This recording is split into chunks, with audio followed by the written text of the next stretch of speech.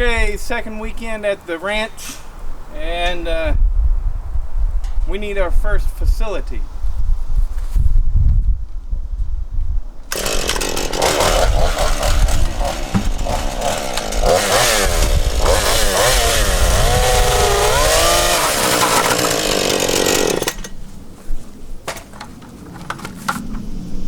Toilet.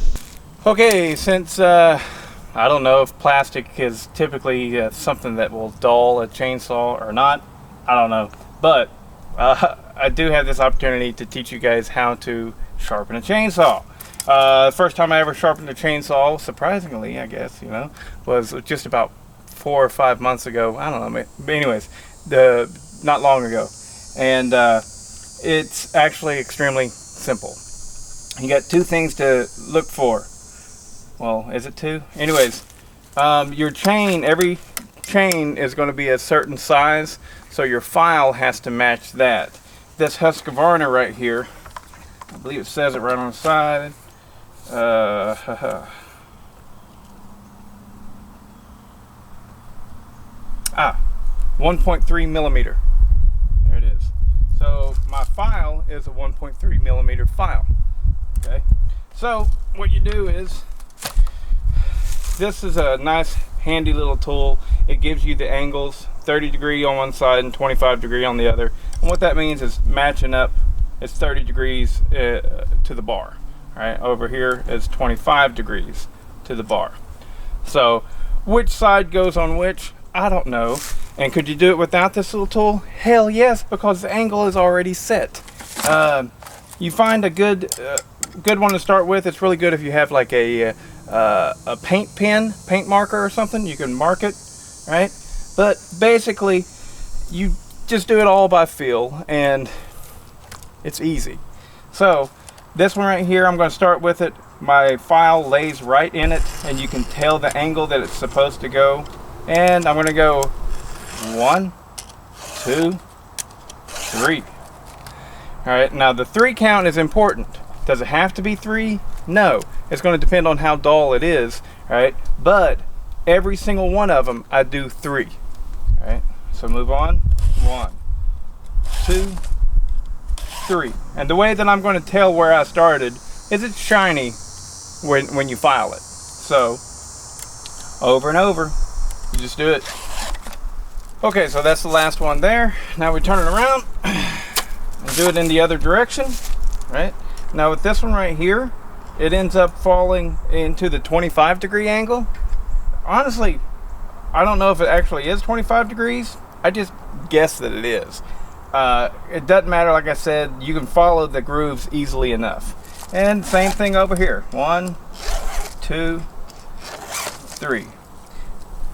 If you get it off, like you do 4 on one side and 2 on the other, what it's going to cause, there we go. It's going to cause it to pull. You'll cut like, it'll cut in a certain direction. So you won't have good straight cuts.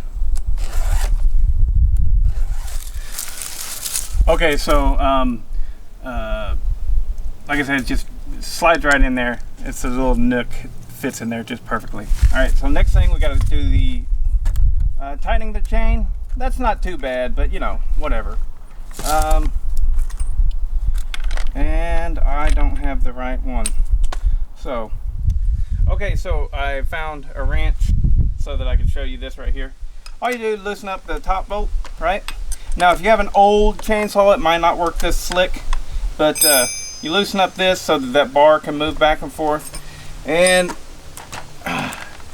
you're going to have a screw somewhere on this Husky. It's right here.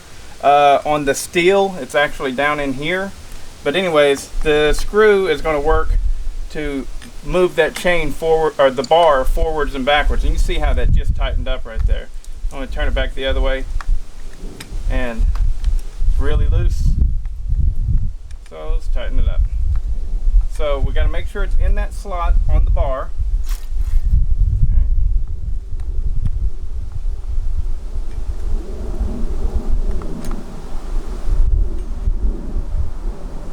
And we just get it about like that, where you can pull it out pretty easily. I'm going to loosen it up just a little bit more.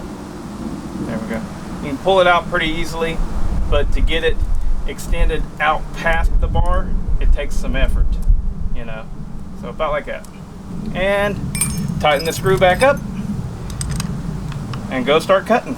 Now with the chainsaw, it's very important that you stay on top of it, because stuff like this, you use it, you cut down a couple trees, it gets loose again. You tighten it back up. But the big thing is don't ever run it out of oil, because then you burn up that chain. And so always make sure that the oil is in there, oiling that chain, elsewise you'll kind of ruin a good chain. And don't hit the ground or anything that's not wood. All right.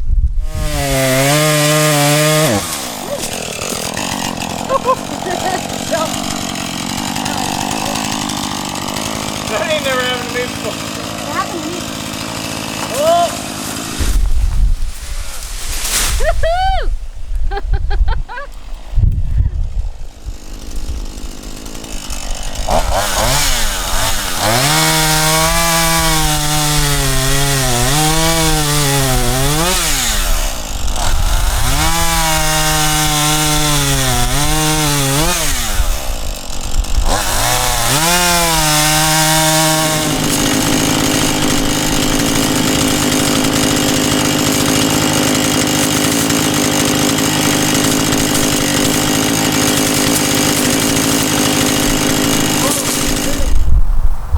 The reason why we cut some of the trees into these sections is because I ordered some shiitake and oyster mushroom spores, and we're going to grow them in these logs. And basically these trees, one of them, this one right here is a poplar, and these are sweet gum. And they basically, apparently we've never done this before, but they work pretty well for growing shiitake and oyster mushrooms. So we're going to be inoculating the logs with the spores, and then giving them some time, probably about a year, for the spores and the mycelium to spread through the logs, and then hopefully they'll start fruiting some mushrooms for us. So cool. Okay, so that's it for today. We didn't get a lot done today, but because, well, you know, we want to enjoy this, and we've got 4 years to make this place nice and livable, because likely that's what's going to happen whenever my youngest son Blake graduates high school. Then we don't have to live in the frickin' city of Decatur, where taxes are outrageous, and so we'll probably move out here. You know, we can still work in the city and live on this cool little ranch.